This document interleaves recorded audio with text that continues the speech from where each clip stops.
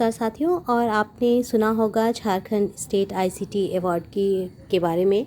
और पहली बार ऐसा हो रहा है कि झारखंड स्टेट ने अपने लिए अपने शिक्षकों के लिए आईसीटी अवार्ड की घोषणा राज्य स्तर पर की है। इस अवार्ड को देने का काम जेसीईआरटी के माध्यम से किया जा रहा है और इसके लिए आवेदन आमंत्रित किए गए हैं। इस अवार्ड में नॉमिनेशन के लिए कौन कौन एलिजिबल हैं, तो जितने भी विद्यालय हैं हमारे यहाँ, चाहे जेवीएवी हो, कस्तूरबा हो, राज्य द्वारा संचालित विद्यालय हो, स्कूल ऑफ एक्सेलेंस है, मॉडल स्कूल है, ये सारे स्कूल्स के जो टीचर्स हैं वो इसके लिए एलिजिबल हैं। यानी कि गवर्नमेंट के माध्यम से, स्टेट गवर्नमेंट के माध्यम से चलाए जा रहे सभी प्रकार के विद्यालय के शिक्षक इसके लिए पात्रता रखते हैं। इसके लिए आपको करना क्या है, तो एक आवेदन फॉर्म है जिसे आपको भरना है और साथ ही साथ उस आवेदन फॉर्म को मैनुअली भर के उसका स्कैन करके एक पीडीएफ बनाना है और उस पीडीएफ को एक लिंक के माध्यम से, गूगल लिंक के माध्यम से जेसीईआरटी तक पहुंचाना है। तो इसके डिस्क्रिप्शन में आपको वो लिंक भी मैं साझा करूंगी जिसके माध्यम से आपको ये भेजा जाना है। अपने ज़िला के अथॉरिटी के द्वारा आपको ये पत्र और साथ ही ये लिंक ज़रूर प्राप्त हुआ होगा। मैं बस इसमें थोड़ा सा आपको ये बताना चाहूँगी कि किस तरह से इस अवार्ड के लिए आप फॉर्म भर सकते हैं और कैसे इसे भेज सकते हैं। तो जैसे कि इसमें जो निर्णय लिया गया है कि प्रथम, द्वितीय एवं तृतीय 3 पुरस्कार दिए जाएंगे इसमें। और इसके लिए यहाँ पे 2 फ़ोन नंबर भी दिए गए हैं। अगर कोई भी कन्फ्यूज़न होता है तो आप इस दोनों फ़ोन नंबर से संपर्क कर सकते हैं, जो कि लेटर के साथ है। ये लेटर भी मैं आपको डिस्क्रिप्शन में इसका भी लिंक दे दूँगी। अब आते हैं हम लोग फॉर्म पर। आवेदन प्रपत्र किस तरह का है और किस तरह से आपको इसे भरना है, तो यहाँ पे आप देख पाएंगे सबसे पहले है कि आपके स्कूल में आईसीटी का वातावरण कैसा है। तो आपको अपने स्कूल का नाम बताना है, फिर यूडाइस कोड, जिला, प्रखंड, ये सारी चीज़ें आपको यहाँ पे स्पष्ट अक्षरों में लिखनी है। और इसी फॉर्म को भर के और फिर इसका स्कैन करके हमें पीडीएफ बनाना होता है। तो इसके बाद है स्कूल का पता।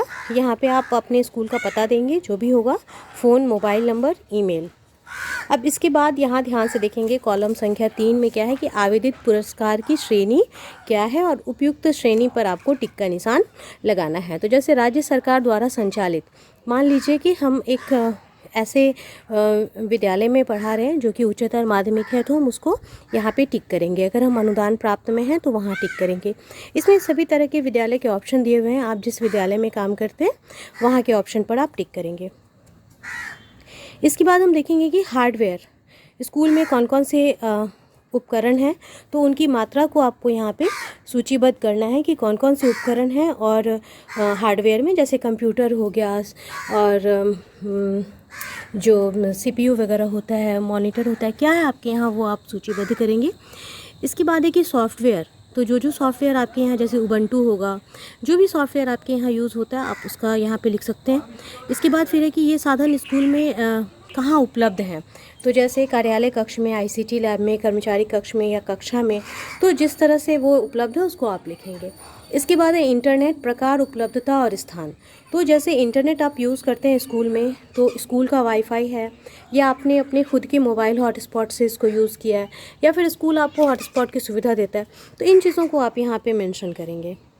इसके बाद है कि आईसीटी में आपने जो अपने कार्य किए हैं उसको आपको यहाँ पे मेंशन करना है कि कितने साल से आप काम कर रहे हैं। यहाँ पे आप वर्ष लिखेंगे और उपयोग की जो आवृत्ति है वो कैसी है, जैसे आप हमेशा करते हैं या दैनिक करते हैं, तो ये आप लिखेंगे कि आप किस तरह से उसका उपयोग करते हैं।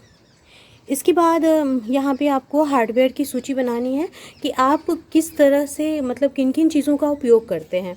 जैसे मान लीजिए कि मैंने स्पीकर का यूज़ किया, मोबाइल फ़ोन का यूज़ किया, टैब का यूज़ किया, तो या फिर कंप्यूटर का यूज़ किया। हार्डवेयर में मैंने कौन कौन सी चीज़ें यूज़ की हैं, तो वो आपको यहाँ लिखना है। इसी तरह सॉफ्टवेयर में आपने क्या क्या यूज़ किया, जैसे हम मान लीजिए कोई एक वीडियो क्रिएट करते हैं, तो उसके दौरान हम कई सारे सॉफ्टवेयर्स को यूज़ करते हैं। तो जो छोटे मोटे जितने भी आपने सॉफ्टवेयर यूज़ किए हैं वो सारा ही कुछ आप यहाँ पे लिखेंगे। जैसे मान लीजिए आपने काइन मास्टर यूज़ किया है, वो भी एक तरह का ऐप है। इसके बाद जो भी ऑडियो के लिए कुछ यूज़ किया है, फ़ोन का रिकॉर्डर यूज़ किया है, फ़ोन का कैमरा यूज़ किया है, जो भी आपने सॉफ्टवेयर्स यूज़ किए हैं उसको आप यहाँ पर लिस्टिंग करेंगे। इसके बाद है कि आप यहाँ पे पूछा गया है कि आप आईसीटी का उपयोग शिक्षण अधिगम में कैसे करते हैं। यानी कि आप जैसे कक्षा संचालन के लिए करते होंगे, एक्सप्लेनेशन के लिए करते होंगे, प्रस्तावना के लिए करते हैं या फिर आकलन के लिए करते हैं। आप किस तरह से इसका उपयोग करते हैं, कैसे आप इसको इंटीग्रेट करते हैं, वो चीज़ें आप यहाँ पे बताएंगे।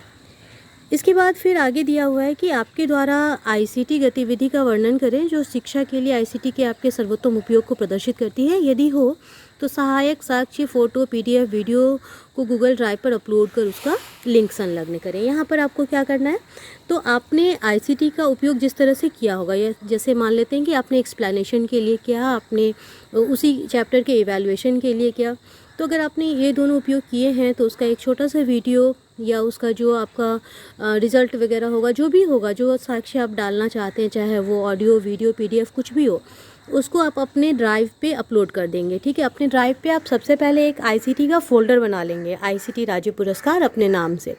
उस फोल्डर में आप वो चीज़ें डालते जाएंगे और लास्ट में आप उस फोल्डर का लिंक शेयर करेंगे। तब शेयर करेंगे जबकि वह लिंक ग्रीन हो, यानी कि आप उसको शेयर विद लिंक करेंगे। ठीक है, और उसके बाद आप उसको पेस्ट करेंगे गूगल फॉर्म में।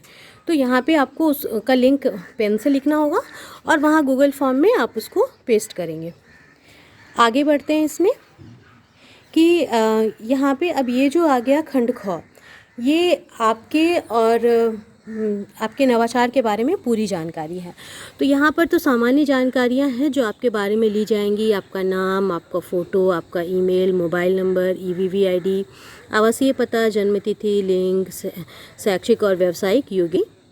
इसके बाद हम आगे बढ़ते हैं इसमें। तो अब यहाँ पे है कि आपका शिक्षण अनुभव कितने सालों का रहा है, आप किन कक्षाओं में कौन सा विषय पढ़ाते हैं, आईसीटी उपयोग का प्रभाव क्या रहा है। इसको दर्शाने के लिए आपको एक डाटा चाहिए होगा जो कि आप स्पष्ट रूप से, जिसमें आप दिखा पाएंगे कि जब आप यूज़ नहीं कर रहे थे आईसीटी तो आपका रिज़ल्ट या आउटकम कैसा था, और जब आप आईसीटी यूज़ कर रहे हैं तो उसका रिज़ल्ट या आउटकम कैसा है। तो इसके लिए आप ऑडियो, वीडियो, पीडीएफ कुछ भी यूज़ कर सकते हैं, और जो भी चीज़ें आप इसमें संलग्न करना चाहते हैं वो आप अपने उस ड्राइव में फ़ोल्डर के अंदर फाइल्स में डाल सकते हैं। आगे बढ़ते हैं इसमें। तो आईसीटी एकीकरण के संबंध में स्कूल में आपका क्या योगदान रहा है, तो किस तरह से आपने अपने स्कूल में आईसीटी को एकीकृत करने का प्रयास किया है, कैसे आपने स्टूडेंट्स को इसके लिए ट्रेन किया है या टीचर्स के साथ कैसे कोलैबोरेट किया है, तो इस या फिर अपने स्तर पर आपने क्या किया है, इसको आप यहाँ पे बताएंगे। इसके बाद है कि आईसीटी एकीकरण के द्वारा शिक्षा की गुणवत्ता बढ़ाने के लिए आपकी भविष्य की क्या योजनाएं हैं। तो निश्चित रूप से जब हम कोई काम करते हैं तो उसमें हमारी कुछ प्लानिंग भी होती है कि अभी तो हमने इतना किया है लेकिन आगे चलकर मैं चाहती हूँ कि ये चीज़ें इस तरह से हों। जैसे मान लीजिए कि आपकी यह योजना है कि आप अपने सभी पाठ का जो कंटेंट है उसको तैयार करके बच्चों को उपलब्ध कराएंगे, या फिर आपकी ये योजना है कि आप प्रत्येक बच्चे को का ग्रुप बनाएंगे और फिर आप उसमें उन बच्चों को आईसीटी के उपयोग में सक्षम बनाएंगे। तो इस तरह से आपकी जो भी भविष्य की योजनाएं होंगी उसको आप यहाँ पर लिखेंगे। आगे है तीसरा खंड, और इसमें है कि शिक्षा में आईसीटी के एकीकरण की दिशा में शिक्षक के प्रयासों के विषय में कि आपने उसके लिए क्या क्या किया। एक मतलब आईसीटी को शिक्षण में इंटीग्रेट करने के लिए आपने क्या क्या किया है, तो ये आपके जो प्रयास हैं वो वीडियो, ऑडियो, पीडीएफ के माध्यम से आप यहाँ पे बताएंगे। फिर है कि आपने जो गतिविधियाँ की हैं आईसीटी से रिलेटेड, जिसमें शैक्षिक मुद्दे, आईसीटी उपकरणों के एकीकरण, ई संसाधनों, आईसीटी एकीकरण में छात्रों की भागीदारी, तो इन सब के लिए आपने जो भी गतिविधियाँ की हैं उनके बारे में आपको यहाँ पे लगभग 500 शब्दों में बताना है। आईसीटी ने आपको अपने पेशेवर विकास में मदद की है। वर्णन करें कि इसने शिक्षण अधिगम को सुधार में आपकी किस तरह से सहायता की है। तो इसमें आप अपना बताएंगे कि कैसे आपके प्रोफेशनल डेवलपमेंट में आईसीटी का यूज़ हुआ है। इसमें दो पक्ष हो सकते हैं, एक तो ये कि आपने खुद के प्रोफेशनल डेवलपमेंट के लिए आईसीटी का यूज़ किया होगा, दूसरा होगा कि आईसीटी का यूज़ करके आपने स्टूडेंट के लिए कुछ ऐसा किया होगा जो कि आपके द्वारा शिक्षण जो किया जाता है उसको ज़्यादा अच्छा बनाया होगा। तो आप इन दोनों पक्षों को यहाँ पे लिख पाएंगे। इसके बाद है कि किसी एक या एक से अधिक ICT उपकरण, सॉफ्टवेयर या ई संसाधनों के अपने उपयोग का विश्लेषण करें, यह स्पष्ट रूप से दिखाते हुए कि यह शैक्षिक मुद्दों का हल करने में आपकी सहायता कैसे करता है। तो कोई भी ICT उपकरण, सॉफ्टवेयर या ई रिसोर्सेज के बारे में आपको बताना है जिसका आप उपयोग करते हो, और यह भी बताना है कि यह जो शैक्षिक समस्याएं होती हैं उसको हल करने में आपकी किस तरह से मदद करता है। तो इसमें हम किसी भी रिसोर्स का बता सकते हैं, जैसे दीक्षा ऐप है, निश्चित रूप से आपने उसका उपयोग किया होगा, उसके बारे में बता सकते हैं। आप किसी ICT उपकरण का यूज़ करते हैं, किसी सॉफ्टवेयर का यूज़ करते हैं, तो इन सब के बारे में आप यहाँ पे बता सकते हैं। इसके बाद है कि आपके द्वारा जो गतिविधियां कार्यान्वित की गई हैं, नवाचार हैं, उनको आपने सफलतापूर्वक जिस तरह से एकीकृत किया है, सहायक दस्तावेज साक्ष्य संलग्न करना है यहाँ पे आपको। यानी कि 21-22 और 20-21 और 21-22 में आपने कौन कौन से नवाचार किए हैं तो उनके बारे में आपको बताना है। अब यहाँ पे आपको एक टेबल दिया हुआ है, इस टेबल के माध्यम से ही आपको बताना है। तो जैसे मान लीजिए कक्षा, मान लेते हैं कि आपने 1 to 5 के लिए काम किया है, ठीक है, तो हम प्राथमिक को टिक करेंगे। मान लेते हैं कि हमने उच्च प्राथमिक के लिए काम किया है तो उसे टिक करेंगे। मान लेते हैं कि हमने माध्यमिक यानी कि 9-10 के लिए काम किया है, या फिर मान लेते हैं कि हमने +2 के लिए काम किया तो उच्चतर माध्यमिक के लिए, तो हम उसे टिक करेंगे। अगर आपने एक से अधिक क्षेत्र में काम किया है तो आप एक से अधिक क्षेत्र को भी टिक कर सकते हैं। और उसके बाद यहाँ पे आपको उस गतिविधि का शीर्षक देना है जो आपने किया है। जैसे मान लीजिए कि हमने गूगल फॉर्म बनाया, जैसे मान लीजिए हमने कोई असाइनमेंट दिया है, कोई प्रोजेक्ट बेस्ड काम किया है, तो उन सब चीज़ों को हमें यहाँ पे लिखना है। इसके बाद है कि आपने स्वाध्ययन और उनके प्रयोगों के लिए ICT का उपयोग करने में छात्रों की मदद कैसे की है। तो यहाँ पे आपको ये बताना है कि आपने किस तरह से बच्चों को उन प्लेटफॉर्म्स के बारे में बताया होगा जिनका उपयोग वो खुद से लर्निंग के लिए कर सकते हैं। और विशेष रूप से कोविड के समय में आपने ऐसा कुछ ज़रूर किया होगा जब आपने उन्हें डिजी7 से संबंधित किया होगा, दीक्षा से संबंधित किया होगा, उन्हें वैसे अपने स्तर से आपने कुछ ऐसे वीडियोज़ दिए होंगे, तो उन सब के बारे में आप यहाँ बता सकते हैं। इसके बाद है आपने अपने छात्रों के ICT उपयोग के माध्यम सहकारी सहयोगी शिक्षण को कैसे शामिल करते हैं। तो यहाँ पे अंत में आपको ये बताना है कि आपने अपने नियमित कक्षा में अपने मूल्यांकन के लिए आपने कौन कौन सी रणनीतियाँ अपनाई हैं। तो यहाँ पे उसका जो भी होगा संबंधित PDF, चाहे एक्सेल शीट या जो भी हो आपका वीडियो ऑडियो, तो वो आप इसमें यहाँ गूगल ड्राइव में डाल के सबमिट कर सकते हैं। अब मूल्यांकन के लिए आपको याद होगा आपने गूगल फॉर्म का इस्तेमाल किया होगा, या फिर कुछ गूगल फॉर्म के अलावा भी बहुत सारे क्विज़ प्लेटफॉर्म्स हैं उनका इस्तेमाल किया होगा, या फिर आपने ऑडियो या वीडियो के ज़रिए भी कुछ मूल्यांकन किए होंगे। जो भी आपने किए हैं तो उनसे संबंधित जो दस्तावेज आपके पास वो आप गूगल ड्राइव में अपलोड करेंगे और यहाँ पे आप सबमिट करेंगे। अब इसके बाद हम आगे बढ़ते हैं इसमें, जो कि लगभग अब हम अंतिम पे ही पहुँच गए हैं इसके।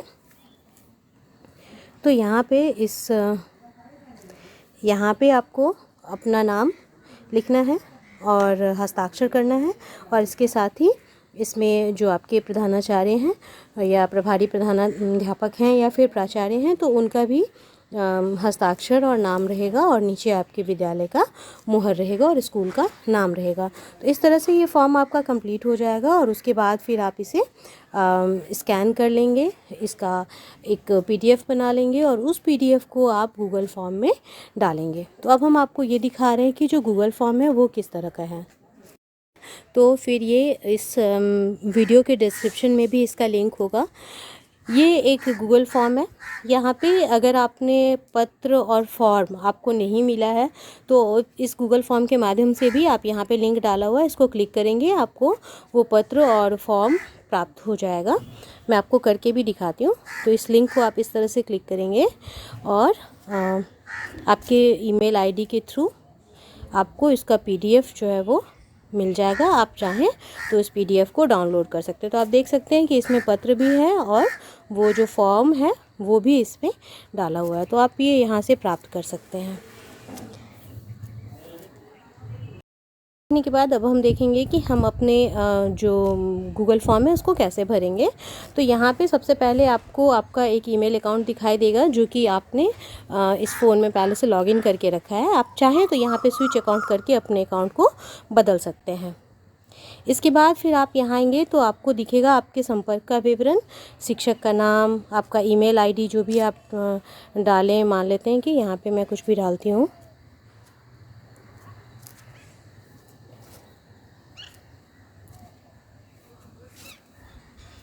यहाँ पे अपना मैं एक ईमेल आईडी डाल रही हूँ।